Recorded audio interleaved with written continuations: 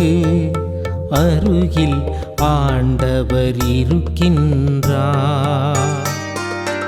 உடைந்த உள்ளத்தார்க்கு அருகில் ஆண்டவர் இருக்கின்றார். ஆண்டவரின் முகமோ தீமை செய்வோர்க்கு எதிராக இருக்கின்றது.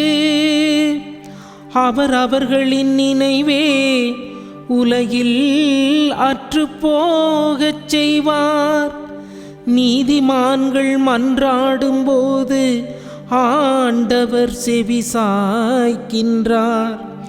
அவர்களை அனைத்து இடுக்கண்ணினின்றும் விடுவிக்கின்றார்.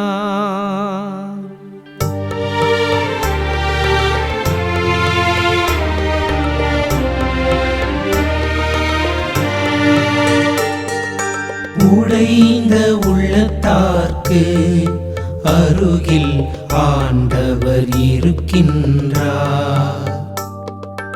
உடைந்த உள்ளத்தார்க்கு அருகில் ஆண்டவர் இருக்கின்றார். உடைந்த உள்ளத்தார்க்கு அருகில் ஆண்டவர் இருக்கின்றார். நைந்த நெஞ்சத்தாரை அவர் காப்பாற்றுகின்றார்.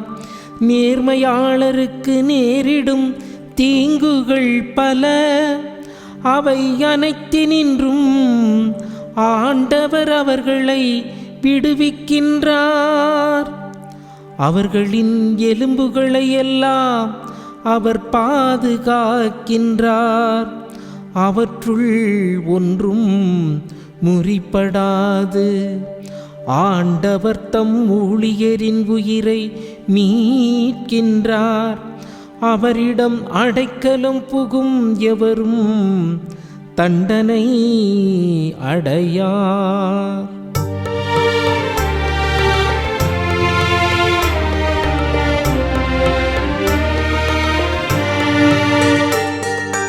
உடைந்த உள்ளத்தார்க்கு அருகில் ஆண்டவர் இருக்கின்றார். உடைந்த உள்ளத்தார்க்கு அருகில் ஆண்டவர் இருக்கின்றார். இயேசு கிறிஸ்துவுக்குள் பிரியமான அன்பு கலந்த மாதா டிவி நேயர்களே, உங்கள் அனைவருக்கும் வணக்கமும் வாழ்த்துக்களும். தினம் ஒரு திருப்பாடல் என்கிற இந்த அருமையான நற்செய்தி பகிர்வின் வழியாக உங்கள் ஒவ்வொருவரையும் சந்திப்பதிலே மிக்க மகிழ்ச்சி அடைகின்றேன்.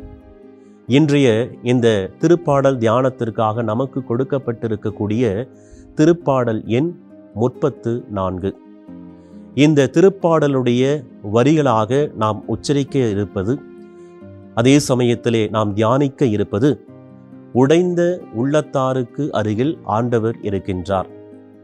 உடைந்த உள்ளத்தார் என்று நாம் சொல்லுகின்ற பொழுது, நம்முடைய இந்த மண்ணுலக வாழ்க்கையிலே ஒவ்வொருவருக்கும் ஒவ்வொரு சவால்கள் உண்டு. ஒவ்வொருவருக்கும் கடமைகள், பணிகள், பொறுப்புகள் உண்டு. ஆகவே இதை நாம் செய்கின்ற பொழுது பல சமயங்களில் நமக்கு இந்த சவால்களின் நிமித்தம் துன்பங்கள் வரலாம், கவலைகள் வரலாம், வேதனைகள் வரலாம். ஆகவே அப்படிப்பட்ட அந்த சமயத்திலே நாம் கடவுளை நோக்கி ஜெபிக்கிற பொழுது கடவுள் நம்முடைய அந்த ஜெபத்திற்கு கொடுக்கிற பதில், உடைந்த உள்ளத்தாருக்கு அருகில் நான் இருக்கின்றேன். அன்புக்குரியவர்களே, இந்த உலகத்தினுடைய தொடக்கத்திலிருந்தே நாம் பார்க்கின்ற பொழுது பல சமயங்களில் நம்முடைய உள்ளத்தை தழுவுகின்ற கேள்வி இதுதான். நான் கடவுளை அதிகமாக நேசிக்கிறேன், கடவுளை அதிகமாக நான் பற்றி கொள்ளுகிறேன்.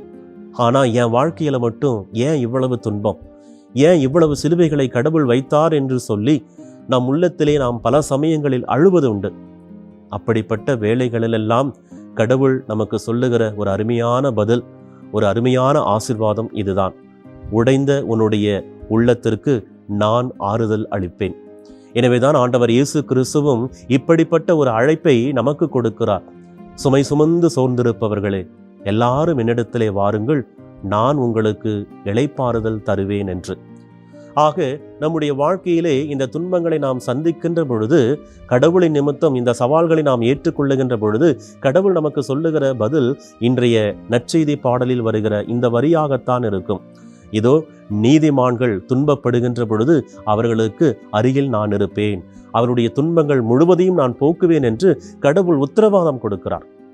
பொதுவாக ஒரு பொருளை நாம் வாங்குகின்ற பொழுது அதற்கு உத்தரவாதம் இருக்கிறதா, கேரண்டி இருக்கிறதா, வாரண்டி இருக்கிறதா என்றெல்லாம் பார்த்துதான் ஒரு பொருளை நாம் வாங்குகின்றோம்.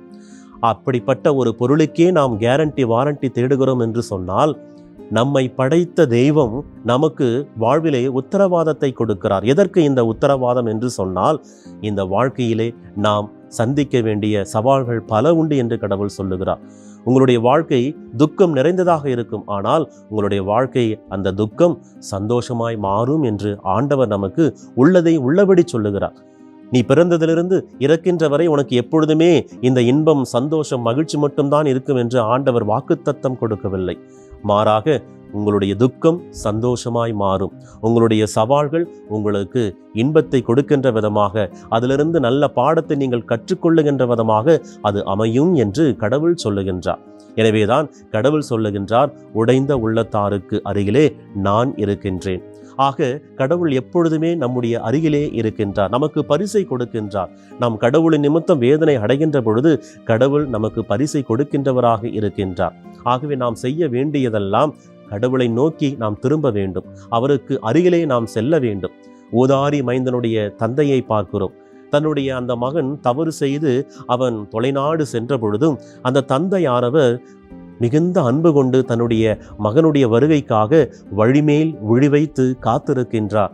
என் மகன் எப்போ வருவான் என்று சொல்லி அந்த தந்தையானவர் எப்படி காத்திருக்கிறாரோ அதை போல நம்முடைய வானகத் தந்தையும் காத்து கொண்டிருக்கின்றார். உடைந்த உள்ளத்தோடு இருக்கக்கூடிய என் மகன் என்னை தேடி வரமாட்டானா, அவனுக்கு நான் ஆறுதல் அளிக்க என்னுடைய கரங்களுக்குள் தஞ்சம் புக மாட்டானா என்று சொல்லி கடவுள் ஒவ்வொரு நாளும் நமக்காக ஏங்கி கொண்டிருக்கின்றார். எனவே அப்படிப்பட்ட அந்த கடவுளுடைய கரங்களுக்குள்ளாக நாம் அடைக்கலம் புக வேண்டும். அன்புக்குரியவர்களே, புனிதர்களை பார்க்கிறோம். புனிதருடைய வாழ்வு இதைத்தான் நமக்கு சொல்லுகிறது.